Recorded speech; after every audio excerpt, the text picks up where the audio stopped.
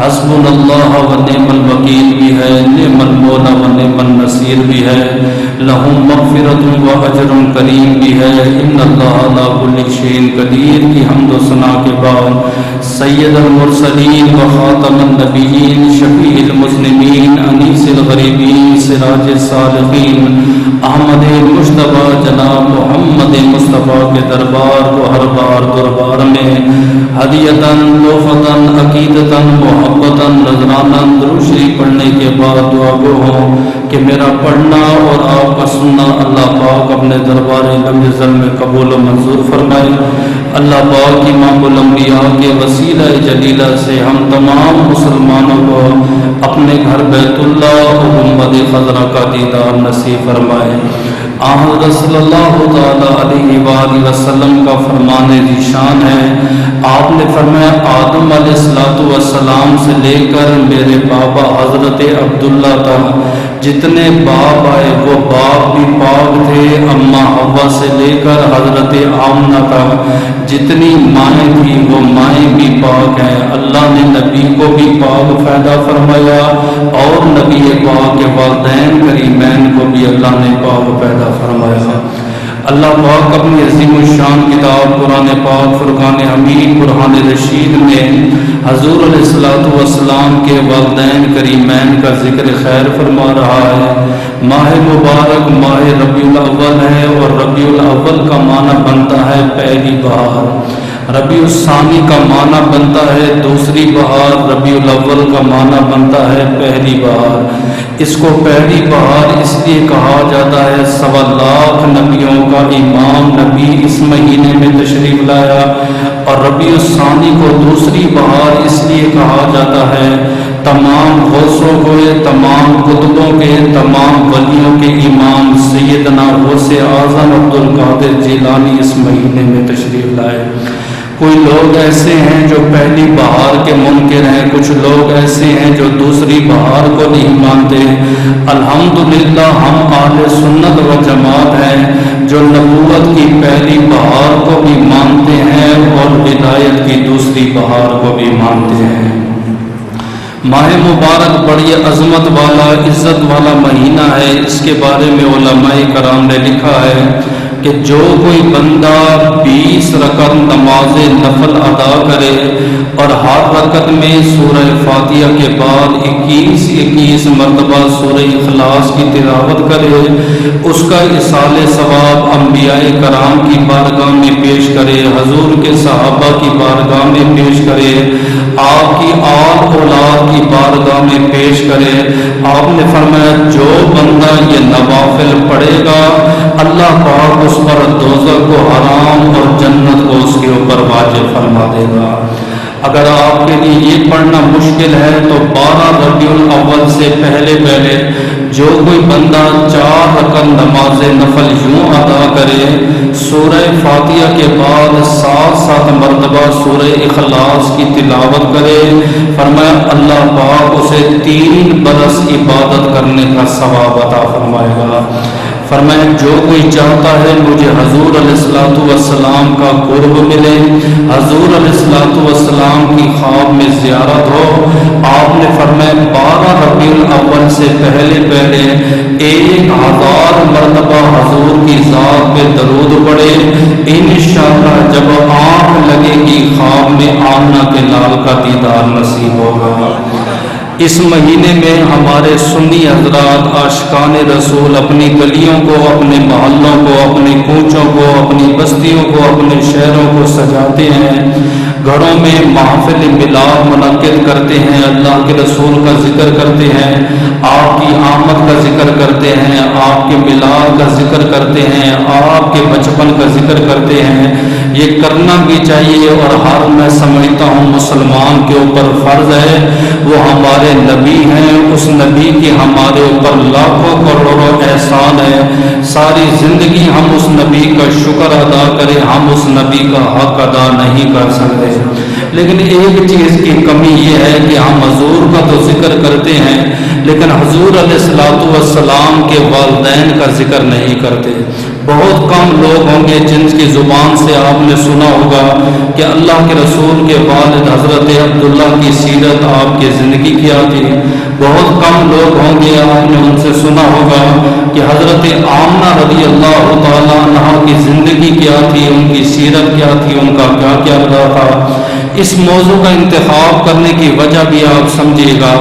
آپ نے دیکھا ہے کہ آدم علیہ السلام سے لے کر آج تک لاکھوں کروڑوں علماء آئے، اس دنیا سے چلے گئے، لیکن عالموں میں سے ایک عالم ایسا ہے جسے دنیا امام سیوطی کے نام سے جانتی ہے، اور امام سیوطی وہ امام ہے جس نے ایک نہیں، دو نہیں، تین نہیں، چار نہیں، 72 مرتبہ بیداری میں اللہ کے نبی کا دیدار فرمایا ہے۔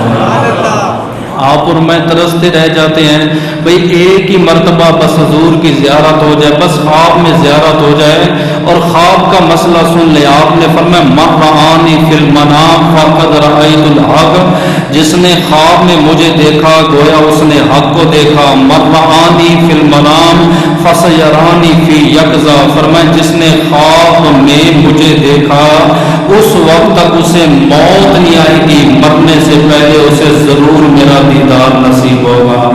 اب اندازہ لگاؤ جس نے بھئی خواب میں نبی کو دیکھا اس کی یہ شان ہے، اور جس امام نے 72 مرتبہ بیداری میں اللہ کے نبی کا دیدار کیا ہوگا اس کی شان کا عالم کیا ہوگا۔ اب یہاں پہ یہ سوال پیدا ہوتا ہے کس وجہ سے؟ بڑے بڑے علماء گزرے ہیں، قرآن انہوں نے بھی پڑھا، قرآن ہم نے بھی پڑھا، حدیث انہوں نے بھی پڑھی، ہم نے بھی پڑھی پڑھائی، ہمیں یہ شرف حاصل نہیں ہوا، انہیں یہ شرف کیوں ملا؟ مجھے قبلہ مفتی صاحب نے اس کا جواب دیا تھا۔ وہ کہتے ہیں امام سیوطی سے کسی نے یہ سوال کیا تھا کہ کیا وجہ ہے آپ کو 72 مرتبہ خواب میں اللہ کے بیداری میں اللہ کے نبی کا دیدار نصیب ہوا، ہمیں وہ عمل تو بتاؤ۔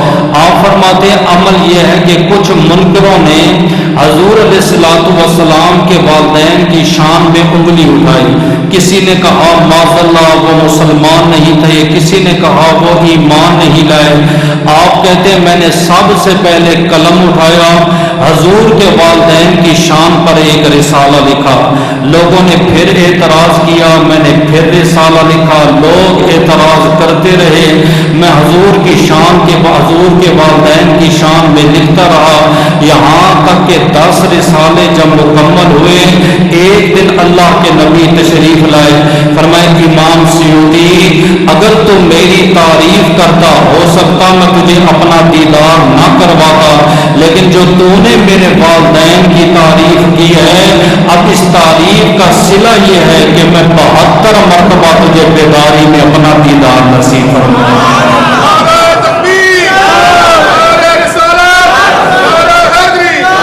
وہ میلاد کا جو موقع ہوتا ہے ہمیں کوشش کرنی چاہیے ہم حضور کے والدین کا دیکھیں۔ میں ایک ہے آپ میری تعریف کریں، میں آپ کی تعریف کروں اور بات ہے، ایک ہے جب آپ میرے والدین کی تعریف کریں گے بات ہی کچھ اور ہوگی، میں آپ کے بزرگوں کی آپ کے والدین کی تعریف کروں گا تو بات کچھ اور ہوگی۔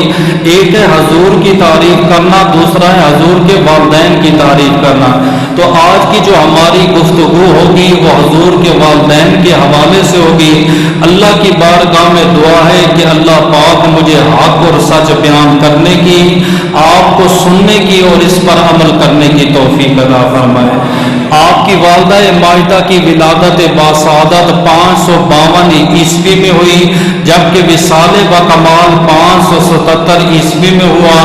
آپ کا مزار کن اروار مقام عوام میں موجود ہے۔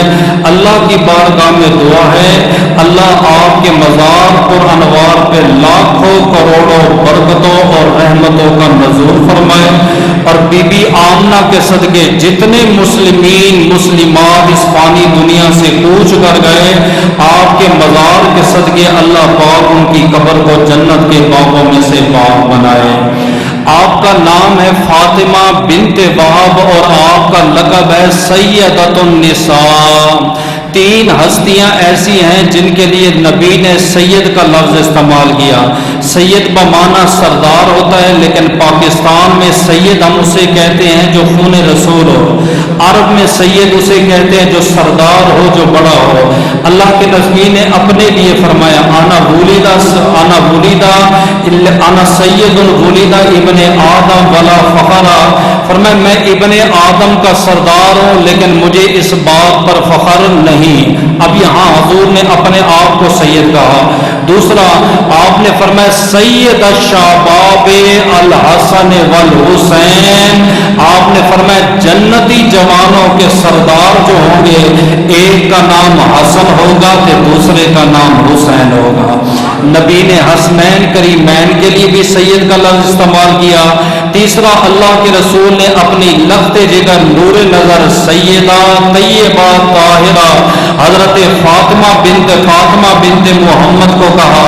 آپ نے فرمایا بیٹی تو اس بات پہ راضی نہیں، سیدۃ النساء لآل جنہ، قیامت کے دن تو عورتوں کی سردار بن کے خدا کی جنت میں جائے گی. تو تین ہستیوں کے لیے سید کا لفظ استعمال ہوا. ایک نبی نے اپنے آپ کو کہا، دوسرا نبی نے حسنین کریمین کو کہا، تیسرا نبی نے اپنی بیٹی کو کہا. لیکن اہل عرب کے علماء نے سب سے پہلے سیدۃ النساء کا جو لقب دیا، یعنی تمام عورتوں کی سردار، وہ کوئی اور عورت نہیں، وہ حضور علیہ الصلوۃ والسلام کی والدہ ہے. کیوں لقب ملا؟ فرمایا آپ کا کردار، آپ کا اخلاق، آپ کا علم دے کر اس وقت لوگوں نے آپ کو لقب دیا سیدۃ النساء. اب قرآن کیا کہتا ہے؟ قرآن کہتا ہے النبی اولا بالمؤمنین من انفسہم وازواجہ امہاتہم. یہ نبی تمہاری جانوں کے زیادہ قریب ہے اور نبی کی بیویاں مومنوں کی مائیں ہیں. 11 میرے نبی کی بیویاں ہیں اور 11 کی 11 آپ کی اور میری روحانی مائیں ہیں. فرمایا نبی مومنوں کی جانوں سے زیادہ قریب ہے اور نبی کی بیویاں مومنوں کی مائیں ہیں. اب مجھے بتاؤ حضرت آمنہ اور نبی کی بیویوں کا رشتہ کیا بنا؟ رشتے میں یہ 11 بیویاں حضرت آمنہ کی بہو بنی اور رشتے کے اعتبار سے حضرت آمنہ ساس بنی، اور ساس جو ہوتی ہے وہ ماں کے حکم میں ہوتی ہے. اس لیے علماء فرماتے ہیں آمنہ صرف حضور کی نہیں بلکہ کائنات کے ہر مومن کے ہر مسلمان کی ماں ہے. ہوتا ہے نا کہ ایمان کا مسئلہ، بھئی حضور نے 40 سال میں اعلان نبوت کیا. 2 سال کے تھے تو آپ کی والدہ کا وصال ہو گیا، کہ ماں کے پیٹ میں تھے آپ کے بابا جانی کا وصال ہو گیا. تو 40 سال میں نبی نے اعلان نبوت کیا تو معاذ اللہ نبی کے والدین نے کلمہ ہی نہیں پڑھا. تو معاذ اللہ جب نبی کے والدین نے کلمہ نہیں پڑھا، معاذ اللہ وہ مسلمان ہی نہیں ہے. اب مسئلہ سمجھیے گا. وہ کہتے ہیں ایک نبی دنیا سے چلا جائے اور اس کے بعد جب دوسرا نبی آتا ہے، اس کے درمیان جو گیپ ہوتا ہے اسے کہا جاتا ہے زمانہ فطرت. ویسے نبوت کی تاریخ میں یوں بھی رہا ہے کہ ایک علاقے میں کئی انبیاء رہے، سینکڑوں نبی رہے ہیں. ایک شہر میں کئی درجنوں نبی بھی رہے ہیں. لیکن تاریخ نبوت میں یہ ہمارے نبی کی نبوت اور عیسیٰ علیہ السلام کی نبوت میں فرق ہے. عیسیٰ علیہ السلام جب دنیا سے گئے 650 سال بعد میرے نبی نے اعلان نبوت کیا. یہ جو درمیان میں 650 سال کا عرصہ تھا یہ خالی رہا. اس 650 سال کے عرصے میں جو بندہ رہا اسے کہا جاتا ہے زمانہ فطرت میں رہنے والا. تو آپ کے والدین نے وہ زمانہ پایا، اس لیے اس کو کہا جاتا ہے کہ وہ زمانہ فطرت میں تھے. معاذ اللہ وہ کوئی کافر یا بت پرست نہیں تھے. میں آپ کو ایک اور مثال دے دوں اس کے بارے میں. نبی نے فرمایا، آپ نے فرمایا ثلاثۃ لہم اجران، 3 آدمیوں کو اللہ دگنا اجر عطا فرماتا ہے. آپ نماز پڑھیں گے نماز کا ثواب ہے، لیکن 3 آدمی ایسے ہیں جنہیں دگنا ثواب ملتا ہے، ڈبل ثواب ملتا ہے. آپ کا وہ 3 آدمی کون سے؟ آپ نے فرمایا رجل کانت لہ امۃ فأدبہ فاحسن تعلیمہ. ایک آدمی کے پاس لونڈی تھی، اس نے لونڈی کو ادب بھی سکھایا، اچھی تعلیم سکھائی، پھر اسے آزاد کر دیا۔ فرمائے اس آدمی کو اللہ دگنا ثواب عطا فرماتا ہے۔ دوسرا آپ نے فرمایا راجل اذا عبد اللہ وحق موالیہ، وہ غلام جو اپنے آقا کا بھی حق ادا کرتا ہے، اپنے رب کا بھی حق ادا کرتا ہے، یعنی آقا کی خدمت بھی کرتا ہے، رب کی عبادت بھی کرتا ہے، ایسے غلام کو بھی اللہ دگنا اجر عطا فرماتا ہے۔ آقا تیسرا جو سمجھنے والا ہے، آپ نے فرمایا راجل من اہل کتاب، ایسا کوئی بندہ تھا جو اہل کتاب تھا، عیسیٰ پیغمبر کا امتی تھا یا موسیٰ علیہ السلام کا امتی تھا، جب میں نے آ کے اعلان نبوت کیا اس نے اس نبی کو چھوڑ دیا، وآمن بکتابہ وآمن بمحمدہ، فرمایا وہ میری کتاب قرآن پر ایمان لایا اور میرے اوپر ایمان لایا، خدا اس کو بھی دگنا چگنا اجر و ثواب عطا فرمائے۔ تو آپ کے والدین کریمین وہ تھے جنہوں نے حضور علیہ السلام پر ایمان لایا۔ ایمان کا ذکر میں آگے کروں گا، پہلے سوال پیدا ہوتا ہے رشتہ کیسے ہوا۔ حضرت عبد المطلب شاہ عرب جو حضور علیہ السلام کے دادا جان ہیں، آپ کئی عرصے سے زمزم کے کنویں کی تلاش میں تھے۔ کسی نے آپ کو بتایا کہ حضرت یہ جو زمین ہے یہاں کھدائی شروع کریں، انشاءاللہ آپ کو یہاں زمزم کا کنواں دریافت ہوگا۔ شاہ عرب حضرت عبد المطلب نے اکیلے محنت شروع کی، محلے والوں کو بلایا، مکے والوں کو بلایا، انہوں نے کہا کہ بنجر زمین ہے یہاں پہ پانی کہاں سے نکلے گا۔ حضرت عبد المطلب پہلے سے جانتے تھے کہ یہاں کنواں رہ چکا تھا جو اسماعیل کی ایڑیوں سے نکلا تھا، صرف اوپر مٹی آ گئی ہے، کھدائی کریں گے انشاءاللہ اللہ کرم فرما دے گا۔ آپ نے اکیلے محنت شروع کر دی، محنت کرتے رہے، قوم آپ کا مذاق اڑاتی رہی۔ ایک دن اللہ نے کرم فرمایا، وہاں سے آب زمزم کا کنواں، آب زمزم کا چشمہ جاری ہو گیا۔ جب آب زمزم کا کنواں جاری ہوا تو مکہ کے لوگ اکٹھے ہو گئے۔ ایک نے کہا عبد المطلب میرا حصہ ہے، دوسرے نے کہا میرا حصہ ہے، تیسرے نے کہا میرا حصہ ہے۔ آپ نے فرمایا کون سا حصہ؟ محنت میں نے کی ہے، کھدائی میں نے کی ہے، کاوش میں نے کی ہے، حصہ تمہارا کیسا؟ انہوں نے آگے ایک تانا دیا جو آج پاکستانی عورتیں عورتوں کو زیادہ دیتی ہیں۔ انہوں نے کہا عبد المطلب تیرے ہاں ایک بیٹا ہے، اتنا بڑا پانی، اتنا بڑا کنواں ہے، اس پانی کو تو کیا کرے؟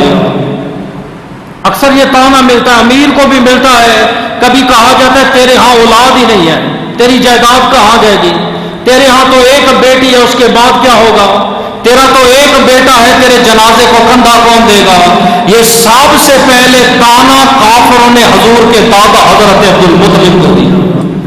تانا دینے سے پہلے سوچ لیا کریں۔ وہ جو اللہ کے نبی نے عورتوں سے خطاب کیا تھا، فرمایا جو عورت صبر کرے جس کے 3 بچے فوت ہو جائیں، آپ نے فرمایا وہ جنت میں جائے گی۔ عورت کھڑی ہوگی، آقا جس کے 2 فوت ہو جائے، فرمایا صبر کرے وہ بھی جنت میں جائے گی۔ آقا جس کا 1 فوت ہو جائے، فرمایا صبر کرے وہ بھی جنت میں جائے گی۔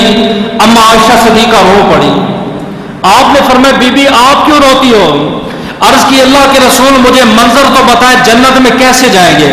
آپ نے فرمایا جن کی اللہ نے اولاد دی تے واپس لے لی، قیامت کے دن وہ بچے اپنے کندھے جھکائیں گے، والدین اپنے ہاتھ اولاد کے کندھوں پہ رکھیں گے، اولاد جنت میں لے جائیں گے۔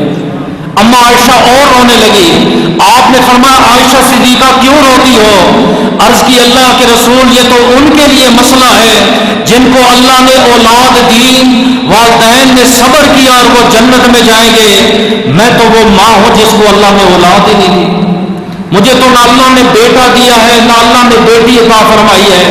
آپ نے فرمایا عائشہ صدیقہ پریشان نہ ہو، جن کو اللہ نے اولاد دی ہے، دینے کے بعد واپس لے لی ہے، آپ نے فرمایا وہ والدین اپنے ہاتھ اولاد کے کندھوں پہ رکھ کے جنت میں جائیں گے، اور جن والدین کو خدا نے اولاد نہیں دی، کل قیامت کا دن ہوگا، میں محمد اپنے رحمت کے کندھے جھکا دوں گا، جتنے بھی بے اولاد والدین ہیں وہ میرے کندھوں پہ ہاتھ رکھیں گے، میں محمد انہیں جنت میں لے جاؤں گا۔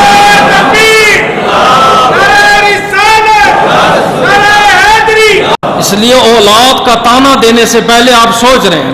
حضرت عبد المطلب نے وہاں کھڑے ہو کے کنویں کے پاس دعا مانگی, اے اللہ یہ مکہ والے تانے دیتے ہیں تیرے پاس تو ایک بیٹا ہے, اے اللہ مجھے 11 بیٹے عطا فرما, اگر تو نے 11 بیٹے عطا فرمائے ایک بیٹے کو تیرے نام پر میں قربان فرماؤں گا.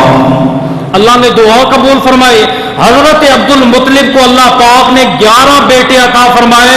یاد رکھیے گا ایک بیوی سے نہیں, آپ کے کئی شادیاں ہیں, 5 بیٹیاں ہیں, 11 بیٹے ہیں. میں خاندان حضور کے خاندان کا ذکر کر رہا ہوں. آپ کو اپنے خاندان کا پتہ ہے, جس نبی کا کلمہ پڑھتے ہو کم سے کم اس نبی کے خاندان کا علم ہونا چاہیے.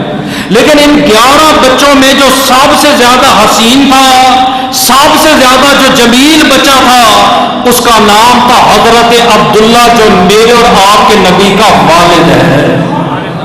خوبصورتی کیا تھی؟ فرمایا چہرہ تو پیارا تھا, رنگت تو پیاری تھی, آنکھیں تو پیاری تھی, لیکن ان کی پیشانی میں ایک نور تھا جو نور چمکتا تھا. نعرہ تکبیر, نعرہ رسالت, نعرہ حیدری. اس نور کو دیکھنے کے لیے لوگ دور دراز سے آتے تھے, زیارت کرتے تھے. بچہ بڑا پیارا ہے. پھر عبد المطلب کو یاد آیا میں نے تو منت مانگی تھی کہ اللہ نے اگر 11 بیٹے عطا فرمائے ایک بیٹے کو تیرے نام پہ قربان کروں گا.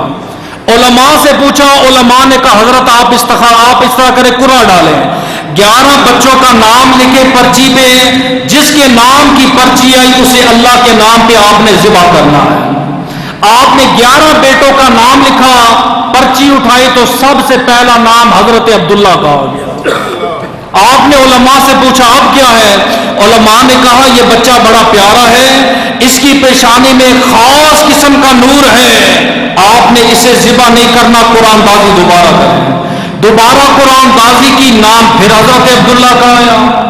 فرمایا اب کیا کریں؟ فرمایا ایک پلڑے میں حضرت عبداللہ کو رکھا جائے, دوسرے پلڑے میں فدیے میں 10 اونٹ رکھے جائیں. ایک پرچی میں 10 اونٹوں کا نام ہوگا, دوسری پرچی میں حضور کے والد حضرت عبداللہ کا نام ہوگا. کہتے ہیں قرآن تازی ہوئی, پہلی پرچی اٹھائی, نام پھر حضرت عبداللہ کا آیا. پھر پرچی اٹھائی, نام پھر عبداللہ کا آیا. وہاں 10 اونٹ بڑھتے رہے, حتیٰ کہ اونٹوں کی تعداد 100 ہوگی. 100 کے بعد جب پرچی اٹھائی پھر نام اونٹوں کا آیا. آپ کے نام پہ 100 اونٹ قربان ہوئے. اس لیے نبی نے فرمایا آنا ابن الذبیحین, میں 2 ذبیحوں کا بیٹا ہوں. آقا 2 ذبیحے کیوں؟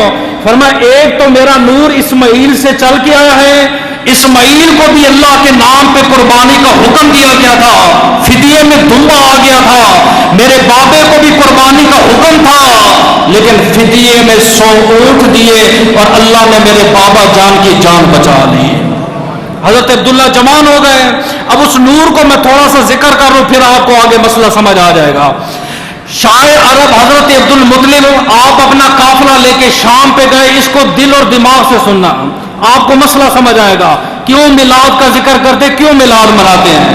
آپ جب شام کی طرف جا رہے ہیں, راستے میں آپ کی ملاقات ایک راہب سے ہوئی. اس نے کہا السلام علیکم. وعلیکم السلام. اے جوان کہاں سے آئے ہو؟ فرمایا مکہ سے آئے ہوں. کس خاندان سے تعلق ہے؟ فرمایا قریش خاندان سے. اچھا. فرمایا اگر اجازت دو میں آپ کے ناک مبارک کو سونگ سکتا ہوں. ایک روایت میں آتا ہے ہاتھ مبارک کو سونگ سکتا ہوں, ایک روایت کے مطابق آتا ہے ناک مبارک کو سونگ سکتا ہوں. کیوں؟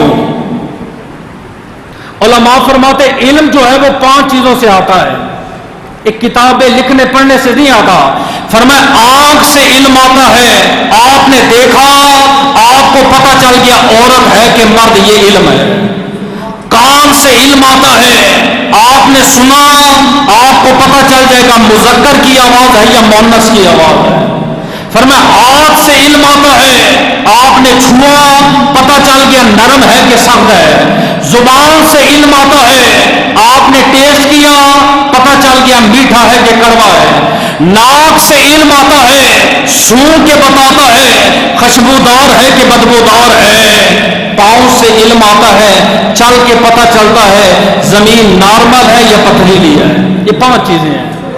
اور سونگا کیوں جاتا تھا؟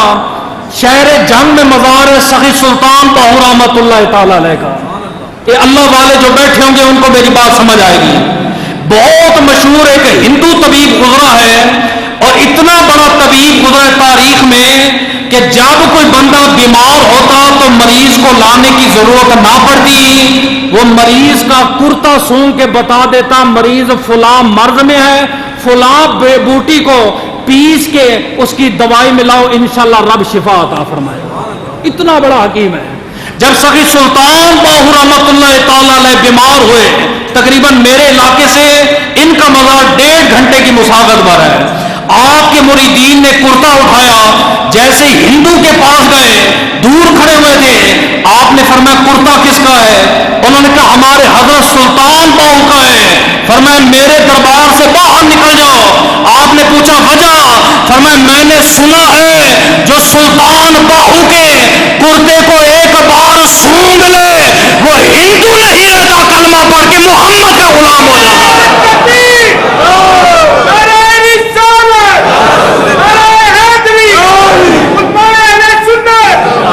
یہ سونگنے کا ایک خاص قسم کا ایک علم تھا. ابو جہل کا علم دیکھے، اڑتے پرندے کو دیکھ کے بتا دیتا تھا دانا چگنے جا رہے یا دانا چگ کے آ رہے. ہمارے سامنے پرندہ ہو ہم نہیں پرکھ سکتے. چلتے زمین کے جانوروں کے قدموں کے نشان کو دیکھ کے بتا دیتا تھا. فرمایا دیکھ کے چلنے والا ہے یا بینا جانور ہے. لیکن دنیا نے کہا تو جہل نہیں ابو جہل ہے. کیوں؟ فرمایا وہ علم مانتے نہیں جس علم میں محمد عربی کی پہچان نہ ہو. ہم اس علم کو نہیں مانتے. اس نے کہا حضرت آپ قریب آ جائیں. آپ قریب ہوئے، اس نے آپ کی ناک کو سونگا، پھر آپ کے بازوں کو سونگا، پھر آپ کی ناف کو سونگا، پھر فرمایا اپنے ہاتھ میرے سامنے سیدھے کریں. جب حضور کے دادا نے ہاتھ کو سیدھا کیا، فرمایا زہرا قبیلے کے ساتھ کوئی رشتہ، کوئی تعلق، کوئی واسطہ؟ ایک بڑا خاندان تھا. فرمایا نہیں. فرمایا عبد المطلب آپ کو بشارت دے دوں؟ فرمایا دے دو. فرمایا اگر زہرا قبیلے کے ساتھ آپ کا رشتہ جڑ گیا، ایک ہاتھ میں خدا سلطنت دے گا، دوسرے ہاتھ میں نبوت عطا فرمائے گا. نہیں سمجھ آئی آپ کو؟ میں یہ بات کہہ دوں کہ نبی کو علم غیب ہے، میرا نبی آسمان کی خبریں دیتا ہے اور شک بھی کوئی نہیں ہمیں. نبی زمین کی خبریں جانتا ہے، نبی قیامت کی خبریں جانتا ہے. لوگ نہیں مانتے. اور راہب کیا کہہ رہا ہے؟ فرمایا حضرت اگر زہرا قبیلے سے رشتہ جڑ جائے، ایک ہاتھ میں نبوت ہوگی، دوسری ہاتھ میں رسالت ہوگی. ہم نے تحقیق کیا، آخر اس کے پاس کون سا علم تھا؟ ہماری تحقیق میں یہ بات آئی علمو بالتورات والانجیل والزبور. یہ تورات کا بھی عالم تھا، انجیل کا بھی عالم تھا، زبور کا بھی یہ عالم تھا. اور میں کیوں نہ کہوں جس خدا نے تورات پڑھنے والے راہب کو اتنا علم دیا ہے، اس خدا نے قرآن پڑھنے والے محمد کو کتنا علم دیا ہے.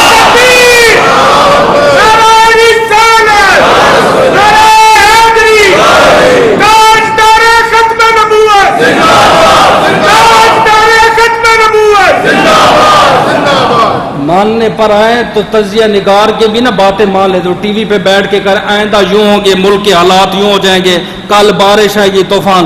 نہ ماننے پر آئے تو پیغمبر کے علم کا انکار کر دیتے ہیں. شاہ عبد المطلب نے تجارت چھوڑی، جلدی سے گھر پہ آئے. عبداللہ بڑا ضروری کام ہے، زہرا قبیلے کی طرف جانا ہے. فرمایا ٹھیک ہے بابا. آپ اپنے بیٹے کو لے کر گئے زہرا قبیلے میں. وہاں آپ نے 2 رشتے مانگے، ایک اپنا رشتہ، ایک اپنے بیٹے حضرت عبداللہ کا رشتہ مانگا. اور سب سے مزے کی بات یہ ہے عبداللہ کا رشتہ حضرت آمنہ کے ساتھ ہوا. اس ٹائم میں یہ رواج تھا جب دولہا کسی کے ساتھ نکاح کرتا اسے دلہن کے کمرے میں 3 دن تک رکھا جاتا تھا. اور جہاں حضرت عبد المطلب اور عبداللہ 3 دن پہلے رہے، یہ وہ کمرہ تھا جہاں حضور کی والدہ آرام فرمایا کرتی تھی. 3 دن وہاں ہو گئے، نکاح ہو گیا. وہاں سے گزار کے آپ بارات لے کر مکہ مکرمہ میں آئے. مکہ ہو گئے، تقریباً کچھ 2 ماہ گزرے تھے. حضرت عبد المطلب عبداللہ تجارتی قافلہ لے کر گئے، مدینہ سے آ گئے. واپس نہ آئے. حضرت عبد المطلب نے پوچھا کیا ہوا؟ فرمایا آپ کا شہزادہ حضرت عبداللہ بیمار ہے. یہاں پہ میں ایک اور بات کہہ دوں تاکہ آپ کو بات زیادہ سمجھ آ جائے. جب حضرت عبداللہ گھر سے نکلتے تھے نا، وہ جو پیشانی پہ نور تھا، ایک عورت تھی اس کا نام فاطمہ تھا، تو وہ کہتی تھی عبداللہ آپ مجھ سے نکاح کرو، آپ کو بدلے میں سونا، آپ کو بدلے میں چاندی، آپ کو بدلے میں محل دوں گا. آپ چپ کر کے چلے جاتے تھے. جب آپ کا نکاح ہوا، نکاح کے بعد جب تجارتی قافلہ لے کے نکلے، وہی عورت تھی، اس نے ایسے دیکھا منہ ادھر کر دیا. عبداللہ اس کے پاس ہے، فرمایا بی بی ایک وقت وہ تھا تو میرا راستہ نہیں چھوڑتی تھی، بار بار مجھے کہا کرتی تھی اتنا سونا اتنا چاندی دوں، آج تو دیکھتی نہیں ہے. فرمایا عبداللہ آپ سے نکاح کی خواہش نہیں تھی، آپ کی پیشانی میں ایک نور تھا، وہ نور اب نظر نہیں آ رہا. علماء فرماتے نور گیا کہاں تھا؟ فرمایا وہ نور منتقل ہو کر آمنہ رضی اللہ تعالی عنہا کے بطن میں پلنے لگا. سمجھے؟ اب حضرت آمنہ رضی اللہ تعالی عنہا کے خاندان کی طرف چلتے ہیں. حضرت آمنہ کے خاندان میں ایک عورت تھی، اس کا کام یہ تھا کہ وہ عورتوں کا ہاتھ پکڑ کے بتا دیتی تھی مستقبل میں کیا ہوگا. اس زمانے میں جائز تھا، بعد میں میرے نبی نے منع کر دیا. ساری عورتیں آئیں، اس نے ہاتھ پکڑا، ٹھیک ہے ٹھیک ہے ٹھیک ہے. جب باری نبی کی والدہ حضرت آمنہ کی آئی، جیسے اس عورت نے ہاتھ پکڑا، اس نے کہا بی بی تجھے مبارک ہو، آخر اس زمان جو آئے گا یا تو اس کی بیوی بننے والی ہے یا اس محمد عربی کی ماں بننے والی ہے. 2 ماہ ہو گئے، حضرت عبداللہ بیمار ہو گئے. علاج کے لیے حضرت حارث کو بھیجا. جب یہ راستے میں پہنچے حضرت عبداللہ کا وصال ہو گیا. ابھی نئی نئی شادی، نئے نئے دولہے بنے تھے. بہت بڑا صدمہ، بہت بڑا صدمہ. اب حضرت آمنہ رضی اللہ تعالی عنہا فرماتی ہے میں اکیلی ہو گئی. سمجھے؟ بالکل اکیلی ہو گئی. اب مسئلہ سمجھیے گا، آمنہ رضی اللہ تعالی عنہ کا مقام پہ آپ کو مسئلہ سمجھ آئے گا. وہ کہتے ہیں پوری دنیا میں جب قیامت آئے گی، پوری دنیا میں ایمان سمٹ کے مکہ میں جائے گا. پاکستان، انڈونیشیا، انڈیا، افریقہ جتنے ہیں یہاں سب جب ختم ہو جائے گا، ایمان کو خطرہ ہوگا، ایمان صرف مکہ میں بچ جائے گا. جب مکہ میں خطرے کی گھنٹی بجے گی، ایمان سمٹ کے مدینے میں جائے گا، ایسے سمٹ کے جائے گا جیسے سانپ سمٹ کے اپنے بل میں جائے گا. فرمایا پوری دنیا کو فنا آئے گی، لیکن اس پوری کائنات میں آج میری بات لکھ کے لے جائیں، مشرق سے لے کر مغرب، شرق سے لے کر غرب تک، جنوب سے لے کر شمال تک، ایک جگہ ایسی ہے جہاں قیامت قائم نہیں ہوگی. وہ کون سی جگہ ہے؟ فرمایا وہ میرے نبی کا روزہ ہے. میں دلیل دیتا ہوں، میں ایسے بات نہیں کروں گا. کیوں؟ آپ نے فرمایا میرے ممبر سے لے کر میرے روزے تک یہ جو ٹکڑا ہے، ماں بیٹی بینا بیٹی ممبری روزہ تم میں ریاض الجنہ. فرمایا زمین کا تو ٹکڑا نہیں تھے، جنت کا ٹکڑا ہے. فنا آئے گی دنیا میں، فنا آئے گی زمین پہ، جنت میں فنائیں نہیں آتی، یہ جنت کا ٹکڑا ہے. اب وہ کہتے ہیں جنتیں کتنی ہیں؟ 8 جنتیں ہیں. باب الریان، باب الحج، باب الصدقہ، باب الصوم، باب الذکر، باب الصلاۃ. فرمایا 8 جنتوں میں افضل جنت جنت الفردوس ہے. فرمایا جنت الفردوس سے بھی افضل ہے. فرمایا ہاں 7 جنت 8 جنتوں میں افضل جنت جنت الفردوس ہے، اور جنت الفردوس سے افضل جنت گنبد خضرا ہے. فرمایا گنبد خضرا سے بھی کوئی افضل ہے؟ فرمایا ہاں 8 جنتوں میں افضل جنت الفردوس. فرمایا جنت الفردوس سے حضور کا روزہ افضل ہے. فرمایا روزے سے بھی افضل ہے. فرمایا ہاں کون سی جگہ؟ فرمایا جس ماں کے پیٹ میں میرے نبی نے 9 ماہ آرام فرمایا.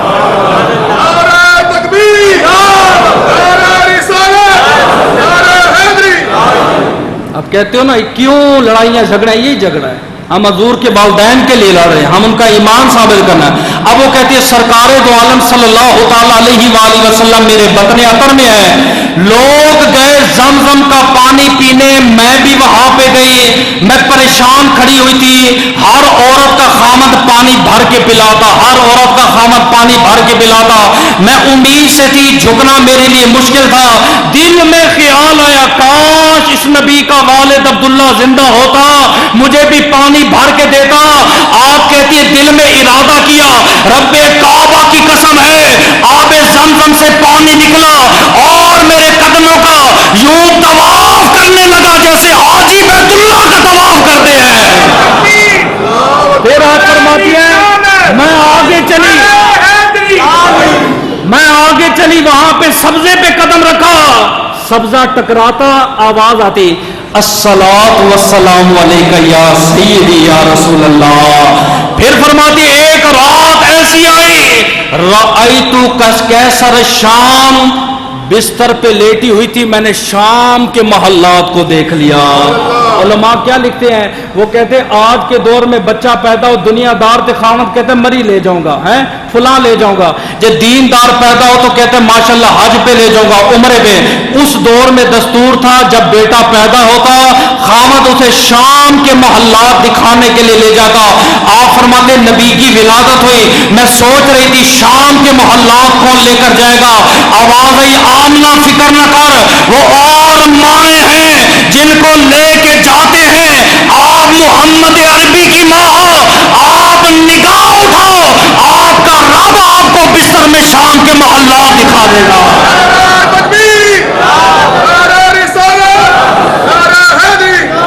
اگلا مسئلہ سمجھو، اب تو ماشاءاللہ سعودیہ والوں نے بھی جھنڈے لگا دیے، کچھ کہتے جھنڈے کیوں لگاتے ہو، ہم کہتے یوم آزادی پہ تم اٹھاؤ، ہمیں اعتراض نہیں، ملک ہمارا ہے، ہمیں بھی خوشی ہے، ہم تمہارے ساتھ ہیں، جھنڈے اس لیے اٹھاتے سیرت حلبیہ اٹھا کے دے۔ نبی کی ماں حضرت آمنہ فرماتی ہے جب میرے لجپال نبی کی ولادت ہوئی رأیت ثلاثۃ اعلام، میں نے 3 جھنڈے دیکھے، وَأَعْلَامِ الْمَشْرِقِ وَأَعْلَامِ الْمَغْرِبِ وَأَعْلَامِ فِي ظَهْرِ کعبہ، ایک جھنڈا مشرق میں تھا، دوسرا جھنڈا مغرب میں تھا، ایک جھنڈا کعبے کی چھت میں تھا۔ کہتے ہیں نہیں وہ نبی کے گھر کے اوپر تو نہیں تھا، مشرق اور مغرب اور کعبے میں تھا، اتنے دور تو جھنڈے کیوں لگائے رب نے؟ میں بتاتا ہوں، جب کوئی قوم کسی علاقے میں فتح کرتی ہے وہاں جھنڈا لگا دیتی ہے، جھنڈا لگانا دلیل ہے، جہاں تک جھنڈا ہوتا ہے وہاں تک حکومت ہوتی ہے۔ عقل والے میری بات سمجھیں گے، سمجھیں، جہاں تک جھنڈا ہوتا ہے وہاں تک حکومت ہوتی ہے۔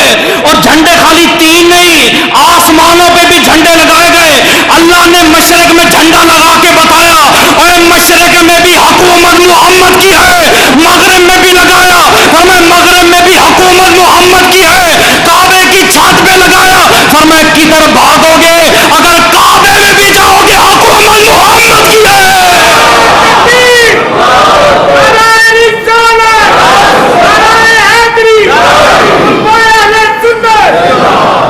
جھنڈے کو خدا نے خدا کے تو نہیں لگائے، وہ پاک ہے ان چیزوں سے، ایسے کاموں کی ڈیوٹی اللہ نے فرشتوں کی لگائی ہیں۔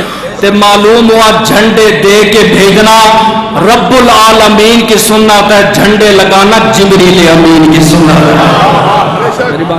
اب 1-2 باتیں اور ہیں جو بڑی ضروری ہیں، وہ کروں نہیں تو مکمل موضوع تو کافی طویل تھا۔ مسئلہ حضور کے والدین کے ایمان کا، وہ کہتے ہیں نبی کا جب وصال ہو، نبی کے والدین کا وصال بچپن میں ہو گیا تھا، 40 سال بعد نبی نے اعلان نبوت کیا تھا، انہوں نے معاذ اللہ کلمہ ہی نہیں پڑھا۔ میں آپ سے ایمان سے پوچھتا ہوں، آپ کے ماں باپ کو کوئی گالی گلوچ دے آپ برداشت نہیں کرتے، جو حضور کے والدین کے بارے میں کہ کیسے میں برداشت کروں؟ میں آپ کے اوپر لوں گا، آج میلاد النبی ہے، معاف کر دیں۔ دوسرا نبی کے والدین کا مسئلہ، میرا نہیں، میری بات سمجھ رہی؟ ادھر والے پریشان بیٹھے، اجازت ہے؟ اس میلاد کے صدقے اللہ آپ کی مرادیں پوری کرے، اللہ آپ کو حج بیت اللہ کی توفیق دے، اللہ نبی پاک کا دیدار نصیب کرے۔ وہ کہتے ہیں والدین مسلمان نہیں تھے، میں کہ ٹھیک ہے، قرآن اٹھا، قرآن کہتا ہے وَوَالِدٍ وَمَا وَلَدَ فرمایا باپ کی قسم اولاد کی قسم. مفسرین اس کے ترجمے میں لکھتے ہیں فرمایا باپ سے مراد عبداللہ ہے, بیٹے سے مراد عبداللہ کا بیٹا محمد مصطفیٰ ہے. میں نے کہا بتا اگر کافر تھے تو پھر یہ قسمیں رب نے کیوں اٹھائی ہیں, وہ بھی قرآن میں کیوں اٹھائی ہیں؟ رب نے قسم دے کے بتایا ہے, فرمایا محمد عربی جیسا بھی کوئی نہیں, آپ کے والد ماجد جیسا بھی کوئی نہیں. میری بات سمجھ آ رہی ہے؟ دوسرا آپ بڑی زبردست بات ہے, غور کیجیے گا. اللہ تبارک و تعالیٰ فرماتا ہے لا اقسم بہذا البلد, اللہ کسی شہر کی قسمیں نہیں اٹھاتا. میری بات سمجھ, دنیا میں آر ٹو زیڈ مبالغ ہے, کبھی پڑھا ہے خدا قسمیں اٹھا رہا ہے, اللہ قسمیں اٹھا رہا ہے, نہیں. فرمایا میری شان نہیں میں قسمیں اٹھاؤں, بندے اٹھاتے میں نہیں اٹھاتا. اللہ قرآن میں تو ایک قسم کا ذکر ہے, فرمایا کون کی قسم؟ فرمایا آپ نے کہا لا اقسم بہذا البلد, میں کسی شہر کی قسم نہیں اٹھاتا. وانت حل بہذا البلد, میں مکہ کی قسم اٹھاتا ہوں. اے اللہ تو نے مکہ کی قسم کیوں اٹھائی؟ جملہ قابل غور ہے. اگر تو نے توجہ نہ کی مجھے دکھ ہوگا. کال قیامت کے دن تو نے بھی نبی کے دربار میں جانا ہے, میں نے بھی جانا ہے. میں کہوں گا آقا ممبر پہ بیٹھ کر میں نے حلالی ہونے کے ناطے پورا نمک میں نے حلال کیا تھا, میں نے امت کو بتایا تھا, آگے سمجھے یا نہ سمجھے آپ کی مرضی ہے. اللہ پاک فرماتے میں نے قسم اٹھائی ہے مکہ کی. اے اللہ کیوں اٹھائی ہے؟ فرمایا جب میرا نبی پیدا ہوا, میرے نبی کا پہلا قدم مکہ کی زمین پہ لگا, میں رب نے مکہ کی قسم اٹھائی ہے. اور سنی مسلمان مجھے جواب دے کے جا, نبی کا قدم زمین پہ لگے رب قسم اٹھا دیتا ہے. جہاں 9 ماہ میرا محمد پلا ہے.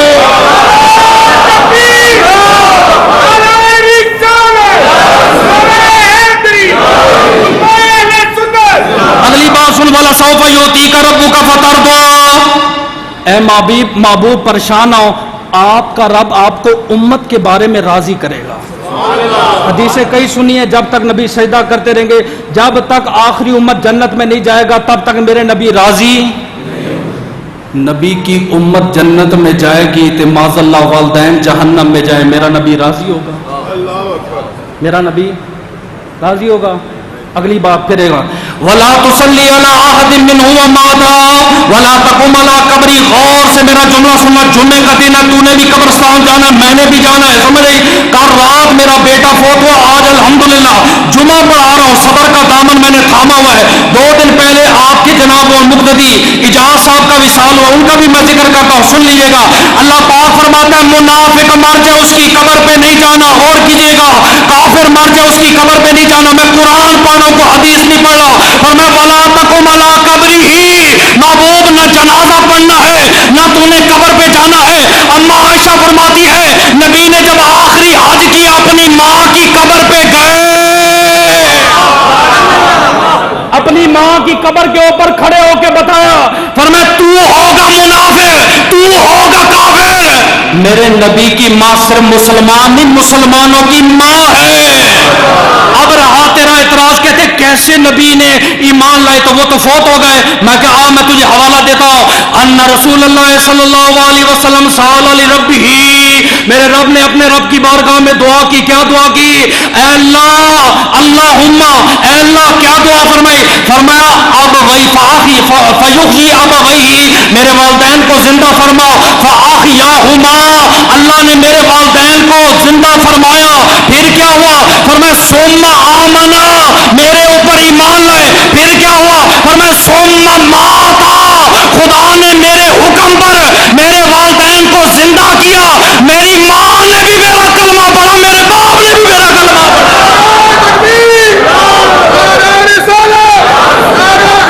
اگر کوئی کہے کہ نہیں کیسے زندہ کیا, میں نہیں مانتا, میں تجھے دلیل دیتا ہوں. اختلاف دلیل بڑی میری جان والی دلیل ہے, ضائع مت کرنا. اختلاف ہو گیا عیسائیوں میں مسلمانوں میں, انہوں نے کہا عیسیٰ افضل ہے, مسلمانوں نے کہا ہمارا نبی افضل ہے. انہوں نے کہا دلیل پیش کرو. فرمایا عیسیٰ نے مردوں کو زندہ کیا ہے, تمہارے نبی نے کوئی مردہ کو زندہ کیا ہے؟ ہائے ہائے ہائے ہائے. میرے علماء نے پتہ کیا جواب دیا؟ فرمایا تم بتاؤ عیسیٰ نے کیسے زندہ کیا؟ فرمایا عیسیٰ دعا کرتے روح واپس جسم میں آ جاتی زندہ. فرمایا میں تجھے بتاتا ہوں نبی نے کیسے زندہ کیا. فرمایا ایک ہوتا ہے روح کو واپس لوٹانا, باڈی نہیں روح کو لٹا دینا زندہ. اب میرے نبی کا زندہ دیکھو, جس نبی پہ منبر پر بیٹھتے تھے خطاب کرتے تھے, جب آپ سے جدا ہوا رونے لگا. ابھی بھی نہیں سمجھے, میں سمجھاتا ہوں. آپ نے احد پہ قدم رکھا, خوشی میں جھومنے لگا. ابو جہل کی طرف اشارہ کیا, پتھر کلمہ پڑھنے لگا. اکرمہ نے کہا اس وقت نبی مانوں گا جب یہ درخت آپ کا کلمہ پڑھے. میرے نبی نے فرمایا اے درخت بتا تو کون ہے. فوراً درخت دوڑا, شاخیں جھکا جھکا کر جب سن لیا کہ آقا مجھ کو بلا رہے ہیں. نہیں میری بات نہیں, پہلوان نبی نہیں, نہ میری بات نہیں سمجھے. سنو بھائی, فرمایا جس میں باڈی تھی روح لٹا دی. آنکھیں پہلے سے تھی, دل پہلے سے تھا, دماغ پہلے سے تھا, کان پہلے سے تھے, سننا جانتا تھا, دیکھتا جانتا تھا, بولنا جانتا تھا. فرمایا یہ عیسیٰ نے زندہ کیا, کوئی کمال نہیں. میرے محمد نے اس کو زندہ کیا. نہ آنکھ تھی, نہ کان تھے, نہ دل تھا, نہ رونا جانتا تھا. صرف میرے نبی کی نسبت ہوئی, خدا نے مردوں کو زندہ فرما دیا. اب میں یہاں پہ ایک جملہ اور کہہ دو. فرمایا عیسیٰ نے مردوں کو زندہ کیا. غوث پاک نے فرمایا تو نبی کی بات چھوڑ, قبر دکھانا تیرا کام ہے, اللہ کے حکم سے زندہ کرنا میرا کام. انہوں نے کہا یہ سب سے پرانی قبر ہے, زندہ کر کے دکھایا. آپ نے فرمایا قوم باذن اللہ. کچھ کہتے شرک ہو گیا. میں کہ جی عیسیٰ زندہ کرے تو عقیدہ ہو گیا, کہ غوث زندہ کرے شرک ہو گیا. شرک نہیں, جملہ میرا سن, قوم باذن اللہ, اللہ کے حکم سے زندہ ہو جا. میرے نہیں, اللہ کے حکم سے زندہ ہو جا. وہ زندہ ہوا. کون ہو؟ فرمایا سام و نوح کا بیٹا ہو. فرمایا واپس چلے جاؤ. فرمایا دعا کرو اللہ موت دے لیکن عذاب قبر نہ دے. آج تک موت کی تکلیف برداشت کرتا ہوں. سمجھے آپ نے فرمایا تو میرے نبی کی بات کرتا ہے, نبی تو درکنار کی بات رہی. میں اس نبی کے خاندان میں سے ایک بیٹا ہوں. نام میرا عبد القادر جیلانی ہے. جس خدا نے محمد کے بیٹے کو اتنی طاقت دی ہے, اس خدا نے محمد عربی کو کتنی طاقت دی ہوگی. آخری بات کر دوں, تفسیر میں بات مکمل کرو. ابھی میں نے ایک بات اور بھی کرنی ہے. فرمایا 10 جانور جنت میں جائیں گے. کتنے جانور؟ فرمایا البراق, نبی کا براق جنت میں جائے گا. ناقۃ محمد کی اونٹنی جنت میں جائے گی. وہ ناقۃ صالح کی اونٹنی جنت میں جائے گی. وہ بقرۃ موسیٰ کی گائے جنت میں جائے گی. وہ حدود سلمان کا حدود جنت میں جائے گا. وہ حمار عزیر کا گدھا جنت میں جائے گا. وہ عجل ابراہیم کا بچڑا جنت میں جائے گا. وہ کبش اسماعیل کا دمبا جنت میں جائے گا. وہ کلب اصحاب کاف کا کتا جنت میں جائے گا. وہ حوت یونس کی مچھلی جنت میں جائے گی. میں نے ہاتھ جوڑ کے کہا میرے مالک مجھے سمجھ نہیں آیا, مچھلی کیوں جنت میں جائے گی؟ فرمایا یونس پیغمبر 40 دن مچھلی کے پیٹ میں رہا, وہ مچھلی جنت میں جائے گی. اور سنی مسلمان پتا 40 دن نبی مچھلی کے پیٹ میں